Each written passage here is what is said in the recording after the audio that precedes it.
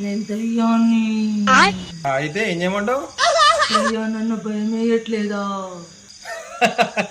అవునా, నాకేం భయం లేదు. నీకు ఒకటి చూపిస్తారా? మస్తు షేడ్స్ ఉన్నాయరా నీలా.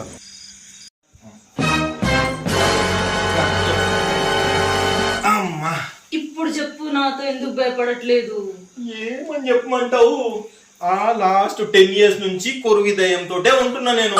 ఓ అవునా? నీకు కావాలంటే ఒక ఎగ్జాంపుల్ చూపిస్తా చూడు. ఏమేవ్ దాహం అవుతుంది, ఒక గ్లాస్ వాటర్ ఇవ్వవా?